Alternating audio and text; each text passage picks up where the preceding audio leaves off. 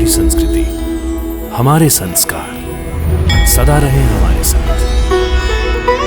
भारत के महान ग्रंथों और काव्यों का संपूर्ण संकलन। सब्सक्राइब करें तिलक। प्रार्थना की खुशबू, साइकिल प्योर अगरबत्ती।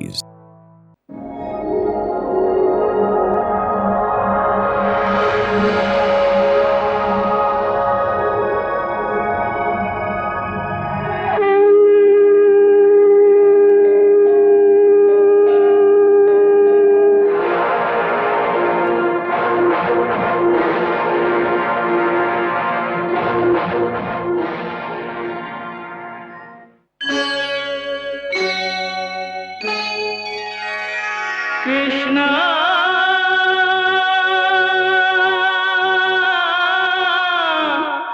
कृष्णा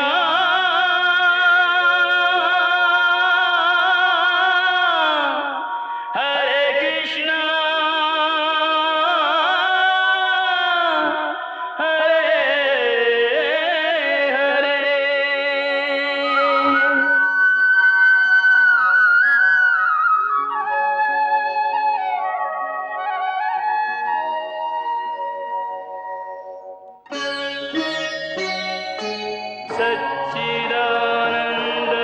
सच्चिदानन्दरूपाय विश्वोत्पत्त्यादिहेतवे तापत्रयविनाशाय श्रीकृष्णाय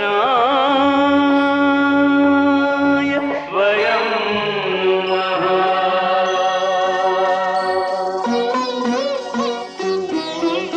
श्रीकृष्ण गोविंद हरे मुरारे, हे नाथ नारायण वासुदेव। हरे कृष्ण राधे राधे कृष्ण कृष्ण कृष्ण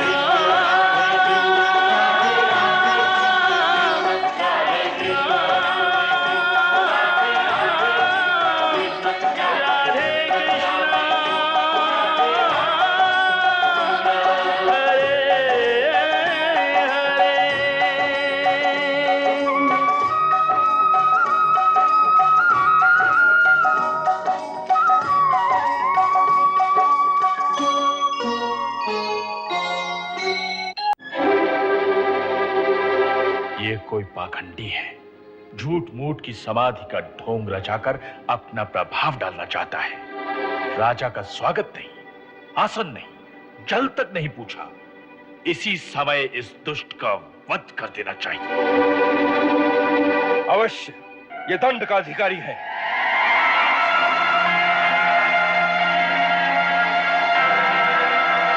परंतु राजा ने गूढ़ संस्कारों के कारण अपने आप को उस पाप से रोक लिया।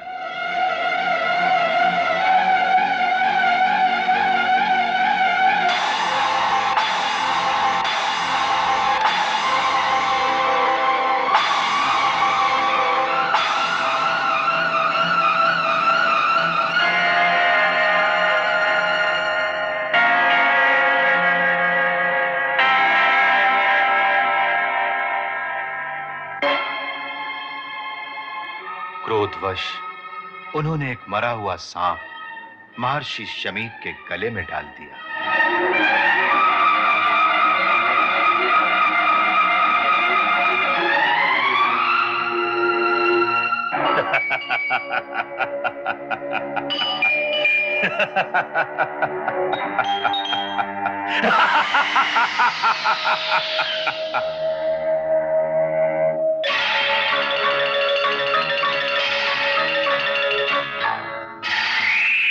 उस शमीक मुनि का पुत्र श्रृंगी बड़ा तेजस्वी बालक था। वो उस समय नदी में नहा रहा था। दूसरे ऋषि कुमारों ने वहां जाकर उसे सारा वृत्तांत सुनाया कि किस प्रकार एक राजा ने उसके पिता का तिरस्कार किया है।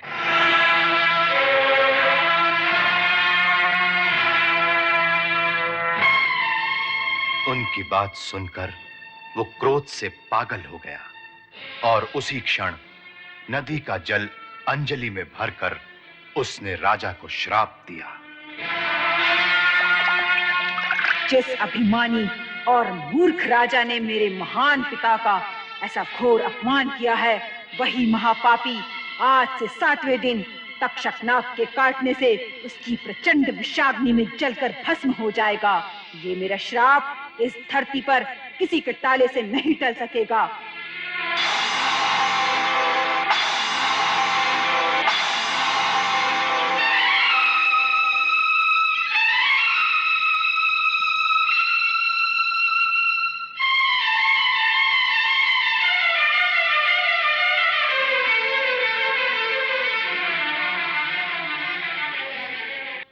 ये विनोद मेरे साथ किसने किया?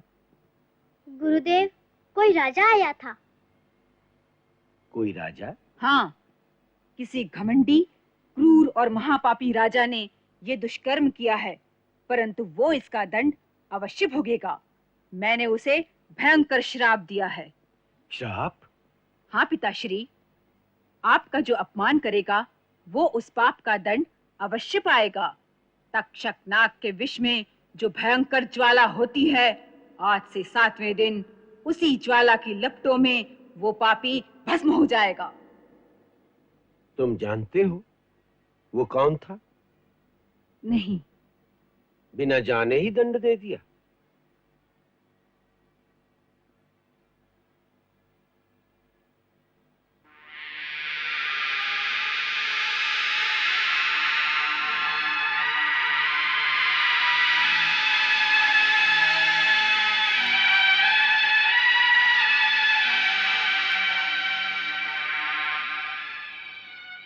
वत्स, तुमने बड़ा अनर्थ कर दिया।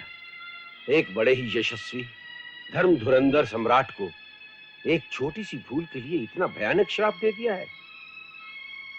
वो परम भक्त, गौ और ब्राह्मणों की रक्षा करने वाले, अपनी प्रजा को संतान की भांति पालने वाले ऐसे राज ऋषि हैं जिनका सम्मान देवता भी करते हैं। मूर्ख बालक, ऐसे राजा के न रहने पर जो संसार में अनाचार फैलेगा, वैदिक आर्य धर्म का लोप हो जाएगा, लोग वर्ण संकर हो जाएंगे। इस पाप में तुम्हारा भी भाग गिना जाएगा।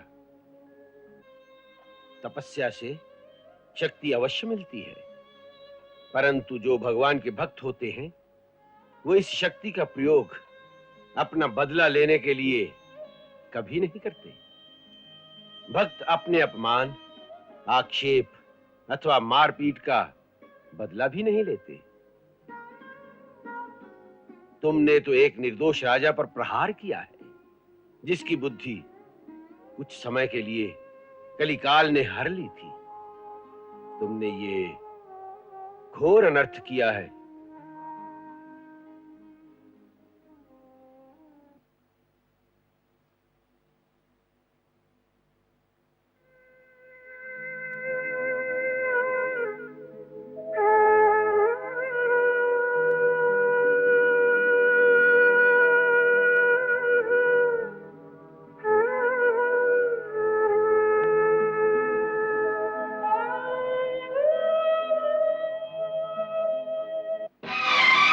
अरे, ये क्या कर दिया मैंने?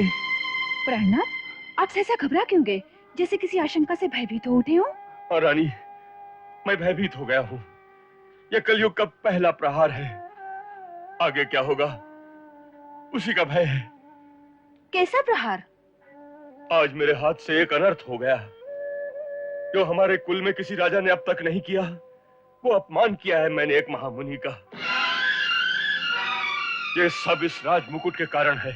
इस राजमुकुट में बैठे कलयुग ने मेरी बुद्धि हर ली और मुझसे ऐसा पाप करा दिया जो निश्चय ही विनाश का सूचक है।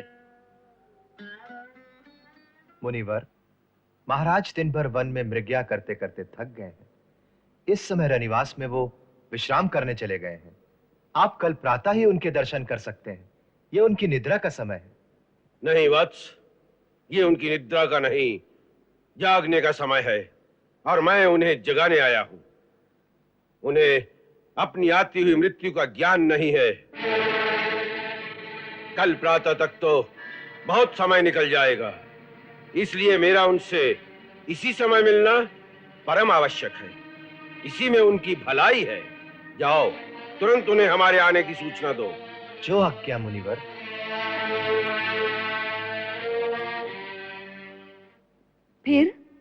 फिर क्या?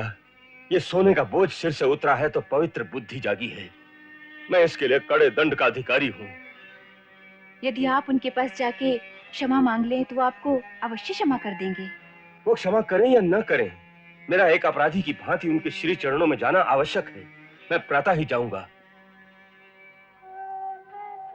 महाराज की जय हो। क्या है? द्वार पे महामुनि शमिक महाराज के दर्शन की प्रतीक्षा कर रहे हैं। स्वयं महामुनि शमिक? जी महाराज।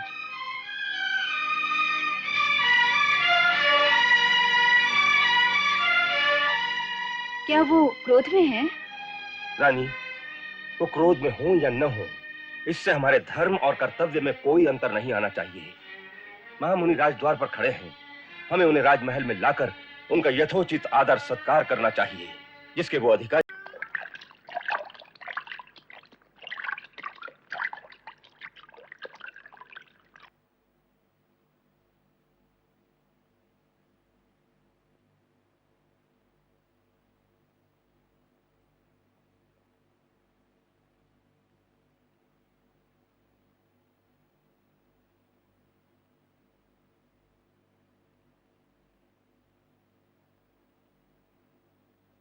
महाराज, आपके आगमन से राजमहल पवित्र हो गया।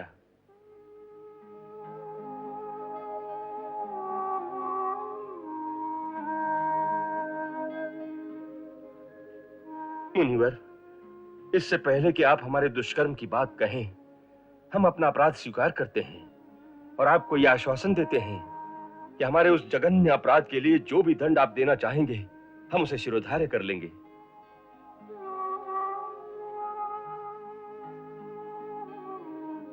राजन, तुम सचमुच में एक महात्मा हो। हम अपनी दिव्य दृष्टि से देख चुके हैं।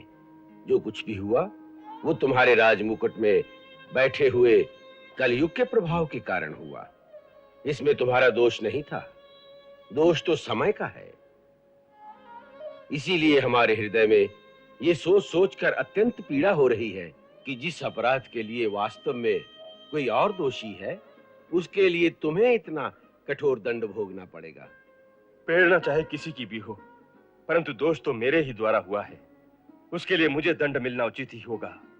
इसलिए हे मुनिवर, आप हमें कठोर से कठोर दंड देने में संकोच न करिए। नहीं राजन, मैं तुम्हें कदापि दंड नहीं देना चाहता, क्योंकि मैं तुम्हें दोषी मानता ही नहीं। तो दंड क्यों दूंगा? यहां तक कि मेरे वश में होता तो लोक कल्याण के लिए वो दंड तुम्हारे बदले मैं स्वीकार कर लेता। कल युग में प्रजा को तुम्हारे जैसे राजा फिर कहां मिलेंगे?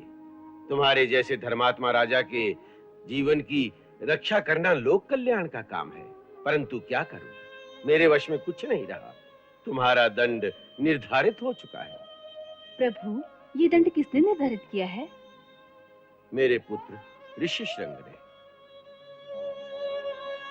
उसने जब मुनि बालकों के मुंह से यह सुना था कि किसी राजा ने उसके पिता के गले में मरा हुआ सांप डालकर उसका घोर अपमान किया है, तो उसी क्षण क्रोध के वशीभूत होकर उसने तुम्हें यह श्राप दिया था कि आज से 7वें दिन तक्षक नाग के काटने से तुम्हारी मृत्यु हो जाएगी।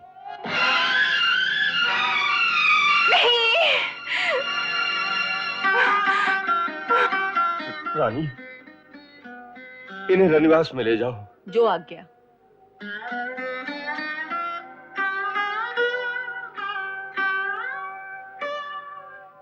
विधि के धनुष से दुर्भाग्य का ये वाण निकल चुका है, वह वापस नहीं होगा। मैं तुम्हें यही बताने आया हूं कि इस संसार में अब तुम्हारे बचने का कोई उपाय नहीं है। इसलिए इन 7 दिनों में तुम अपना परलोक सुधारने का उपाय करो। जिस स्त्री पुत्र की तुम चिंता कर रहे हो, वो तुम्हारे साथ नहीं जाएंगे, यहीं रहेंगे। चिंता और मोह को छोड़कर तुम इसी क्षण अपने गुरुजनों से परामर्श करो, जिससे तुम्हें वह सन्मार्ग दिखाएं जिस पर चलकर मानव मोक्ष को प्राप्त करता है, ताकि जब तुम इस देह को त्याग कर दूसरे लोक में जाओ तो वहां तुम्हारा वैसा ही सत्कार हो जैसा महात्मा पुरुषों का देवलोक में होता है। राजन, भगवान तुम्हारी आत्मा को शांति दे।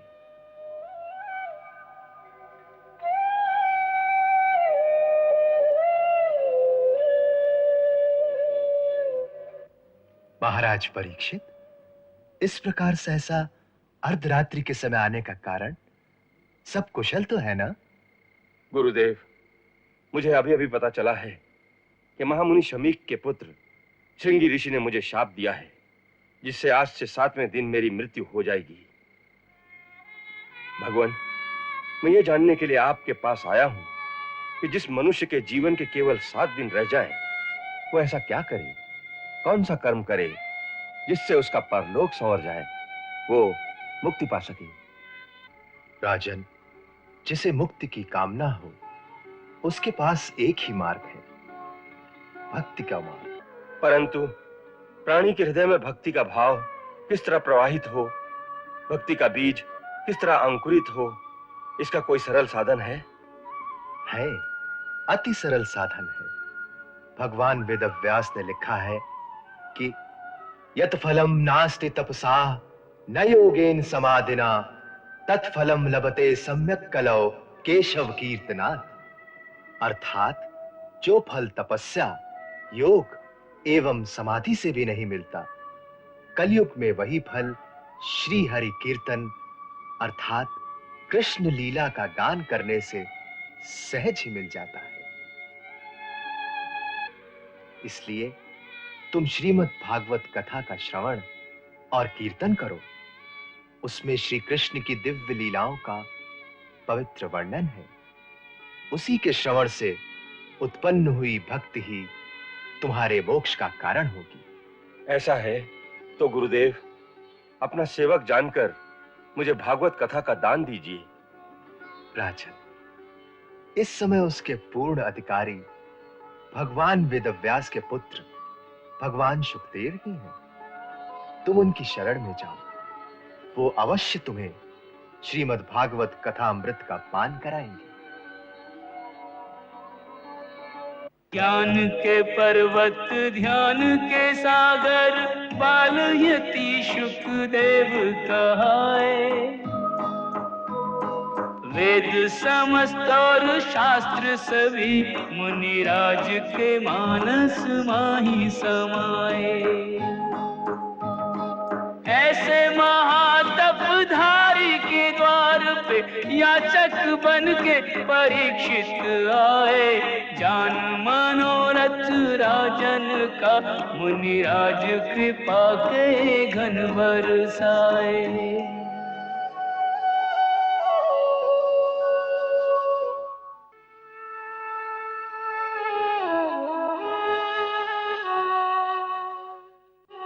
हे ब्रह्म ऋषि, आप योगियों के परम गुरु हैं, इसलिए मैं आपसे एक अत्यंत महत्वपूर्ण प्रश्न करता हूं। प्रभु, जो पुरुष मृत्यु के द्वार पर खड़ा हो, ऐसे मरणासन पुरुष को क्या करना चाहिए?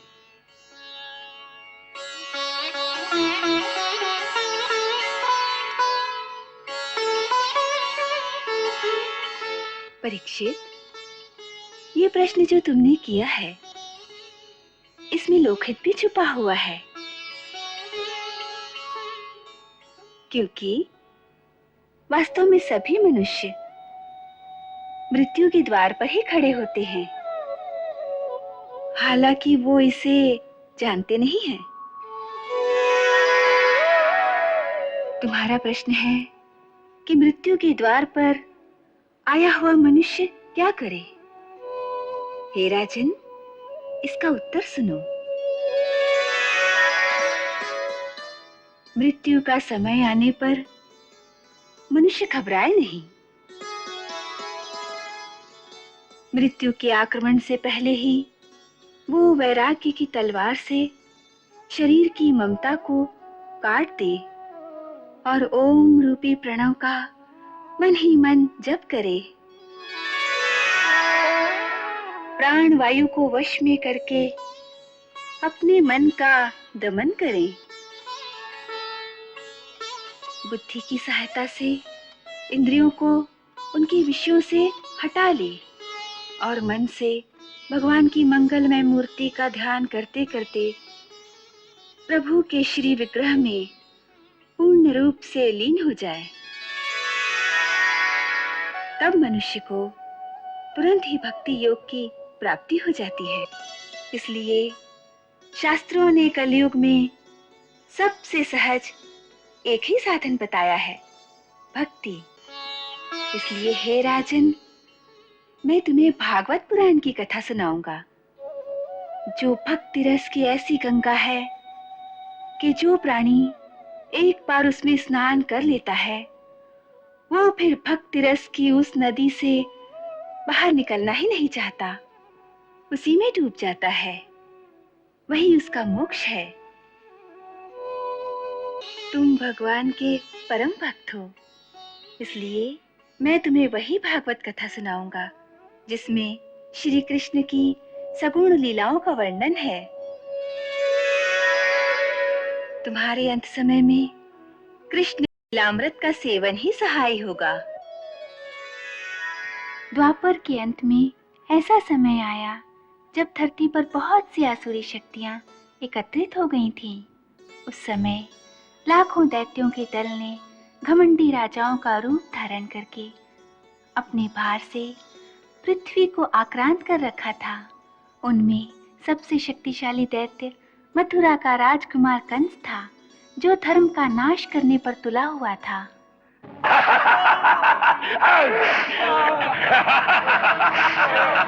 खींचो, मारो।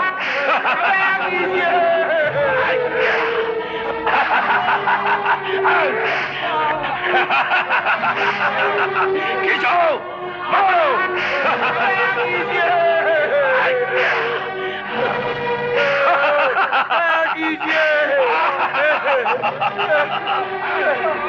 भगवान के लिए कौन भगवान जिसकी पूजा में तुम समय नष्ट करते हो? बुलाओ उसे। यहाँ का भगवान कंस है, वही सुखी रहेगा जो कंस की पूजा करेगा। उन सब के अत्याचारों से पीड़ित होकर माता पृथ्वी, इंद्र, नारद, बृहस्पति और अन्य देवता सहायता के लिए ब्रह्मा जी के पास गए। ब्रह्मा जी ने उन्हें आश्वासन दिया कि कंस आदि असुरों का नाश करने के लिए धरती पर भगवान के अवतार लेने का समय आ गया है। उन्होंने ये भी कहा कि इस बार भगवान श्री कृष्ण ने स्वयं धरती पर जाने का निश्चय किया है। परीक्षित, भाग्य की विडंबना तो देखो। जिस कंस का विनाश करने के लिए भगवान ने स्वयं अवतार लेने का वचन दिया, वही कंस ये नहीं जानता था कि भगवान श्री कृष्ण उसी की बहन देवकी के गर्भ से जन्म लेंगे।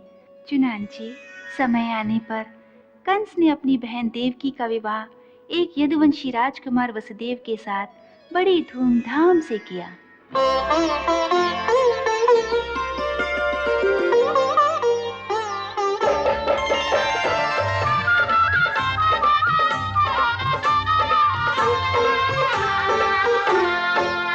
मेरी सुघर बनी को ब्याह, मेरी सुघर बनी को ब्याह, राम रंग बरसैली, हरि हरि राम रंग बरसैली।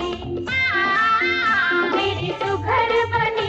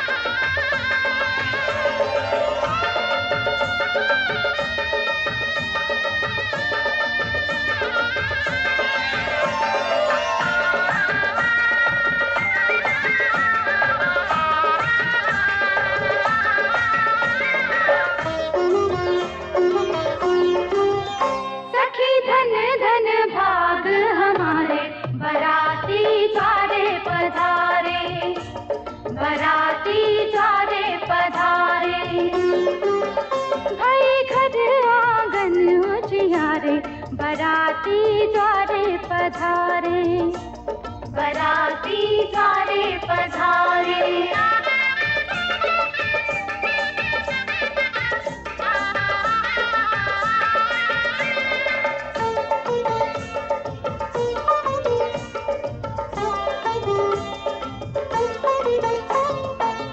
हम स्वागत में नैन बिछाए, इस अवसर पर बलि बलि जाए, इस अवसर पर बलि बलि जाए।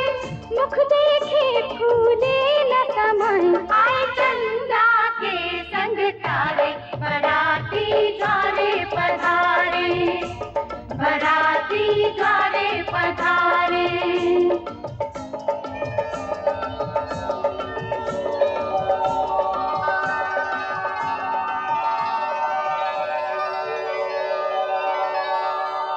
किंशुकं शल्मलि विश्वरूपं हिरण्यवर्णं सुवृतं सुचक्रम् आरोह सूर्ये अमृतस्य लोकं स्योनं पत्ये वहतुं कृणुष्य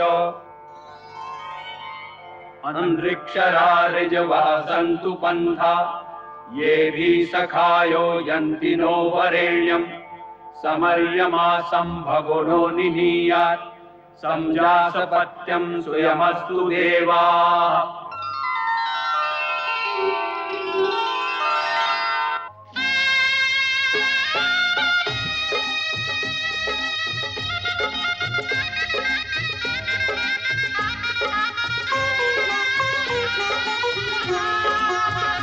गोरी मन भावन के संग किरण लागी, हरे हरे किरण लागी भावरिया।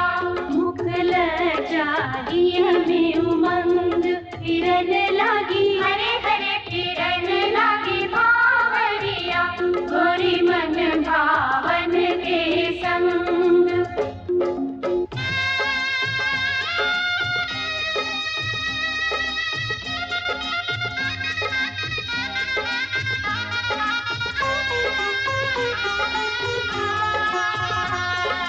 मोद मनावे सखिया गावे हिलमिल मंगलाचार, मोद मनावे सखिया गावे हिलमिल मंगलाचार। मन ही मन सब इस जोड़ी को देख आशीष हजार। किरण लागी, हरे हरे किरण लागी भावरिया।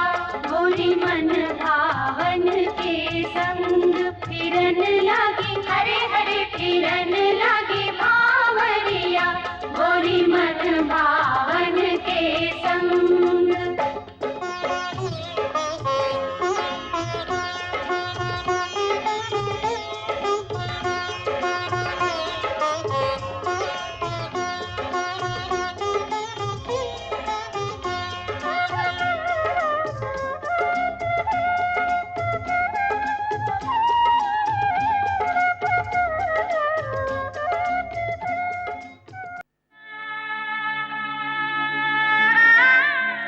बेटी, तेरे भाग्य की तुलना किसी और से नहीं हो सकती। इतना अच्छा ससुराल, ऐसा सत्यवादी पति। भगवान करे तू सदा सुखी रहे। ना बेटी, ऐसे शुभ अवसर पर रोते नहीं बेटी। माँ, क्या बात है बेटी?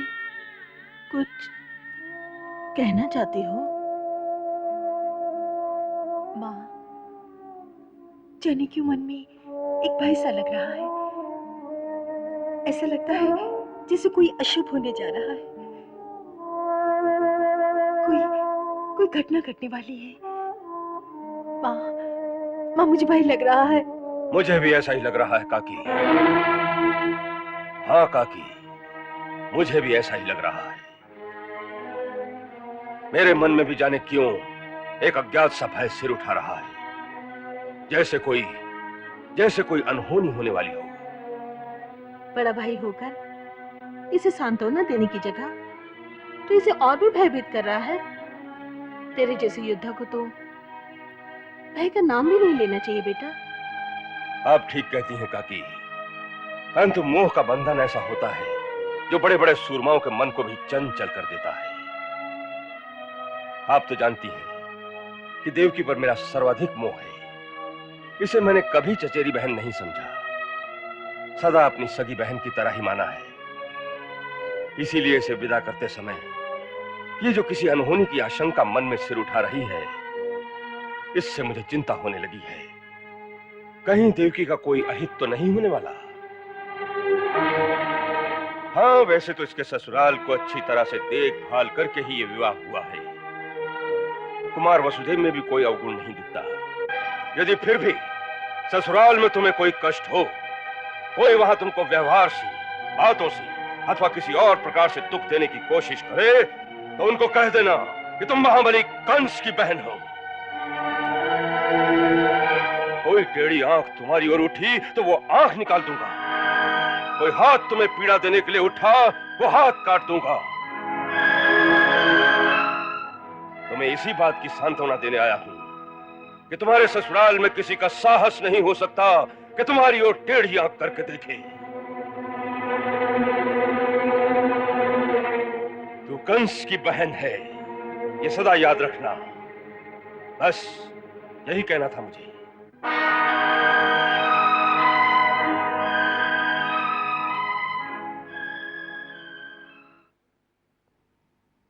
देख बेटी, जो भाई ने कहा वो कभी याद न रखना। इससे न तू सुखी रहेगी, न तेरा ससुराल सुखी होगा, और न ही तेरा कभी घर बसेगा।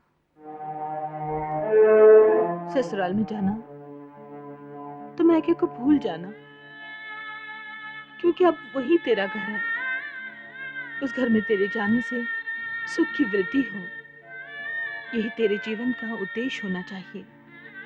वहां यदि कोई तेरे विपरीत भी हो, तेरा अहित चाहता हो, तो उसे भाई के जोर से नहीं, अपनी सेवा और स्नेह के जोर से अपने अधीन कर लेना। सेवा और स्नेह यही नारी जीवन के मूल आदर्श हैं। जो नारी आदर्श की इस सीढ़ी पर खड़ी होती है, वही घर में सबसे ऊंची दिखती है,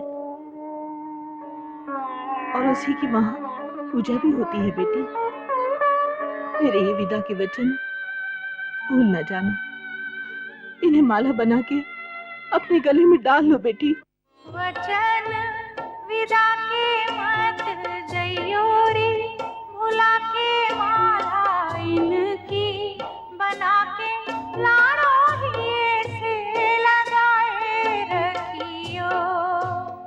हो वचन विदा के मत जइयो रे, भुला के माला इनकी बना के लाड़ो ही से लगाए रखियो।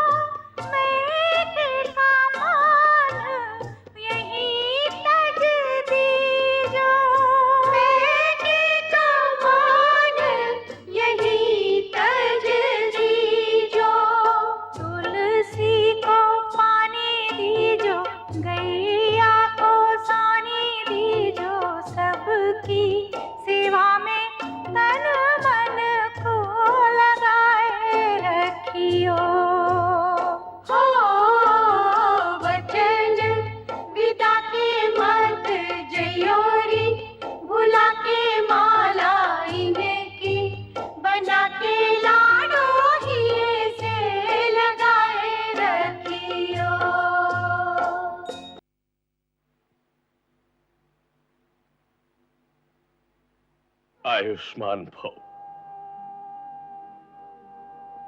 कुमार, आज तक ये हमारी थी, आज से तुम्हारी हो गई। अब इसकी सुख सुविधा तुम पर निर्भर है। वत्स, पत्नी पति का आधा अंग होती है।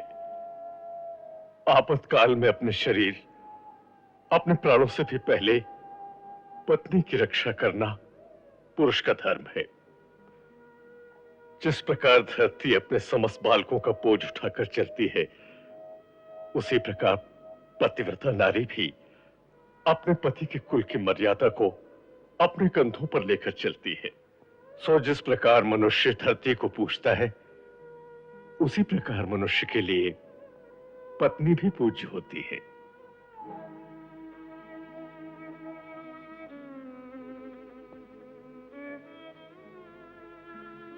सदा सुखी रहो। कुमार वसुदेव, देवकी मेरी सबसे प्यारी बहन है। मुझे केवल इतना विश्वास दिलाओ कि तुम्हारे घर में उसे कोई दुख नहीं पहुंचेगा। बड़े भैया, दुख और सुख तो मनुष्य को अपने कर्मों से मिलता है, परंतु मैं आपको यह वचन दे सकता हूं कि मेरे कारण देवी देवकी को कभी कोई कष्ट नहीं होगा। कुमार, तुम सत्यवादी हो, इसीलिए तुम्हारे वचन पर मैं विश्वास करता हूं।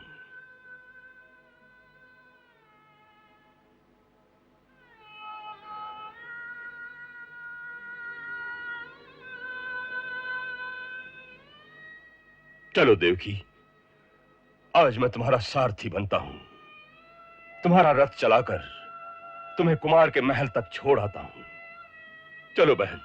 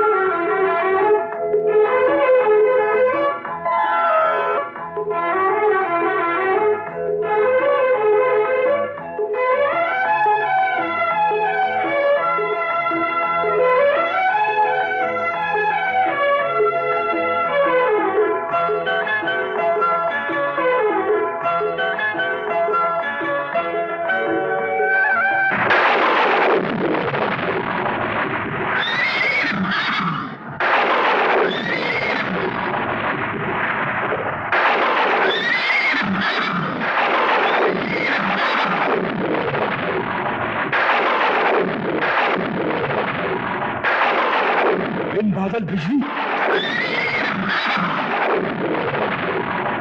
हे मूर्ख कंस, हे मूर्ख कंस, हे मूर्ख कंस, कौन है हमें इस प्रकार संबोधन करने वाला? कौन है जिसे अपने प्राणों का मोह नहीं रहा? सामने आ जाए, हे परम मूर्ख कंस, ये क्रोध करने का समय नहीं, खेद प्रकट करने का समय है। तू अपने भाग्य में अपने हाथों आग लगाने जा रहा है। हे मूर्ख, जिसे तू इतनी प्रसन्नता से रथ में बिठा कर ले जा रहा है, उसी देवकी के 8वें गर्भ की संतान तुझे मार डालेगी। इसका 8वां गर्भ तेरा काल होगा, तेरा काल होगा, तुझे मार डालेगा। तेरा काल होगा, तुझे मार डालेगा। तेरा काल होगा।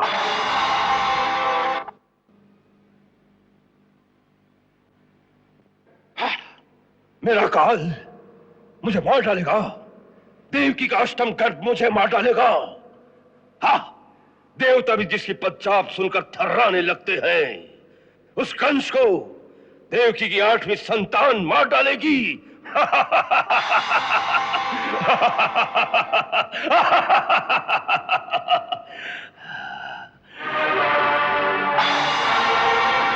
मैं अपने मृत्यु के मूल कारण को ही ध्वस्त कर दूंगा। न रहेगी देवकी, न होगी उसकी 8वीं संतान।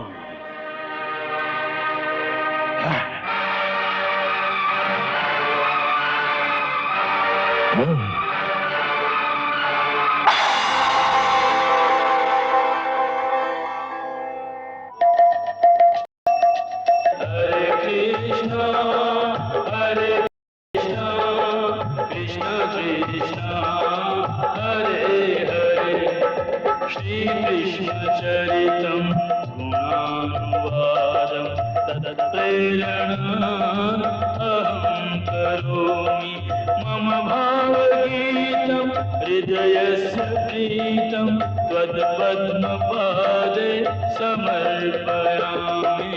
हरे राम राम राम हरे हरे, हरे कृष्ण कृष्ण कृष्ण हरे कृष्ण।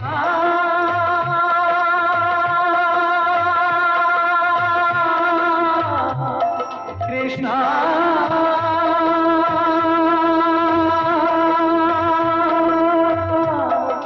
हरे कृष्णा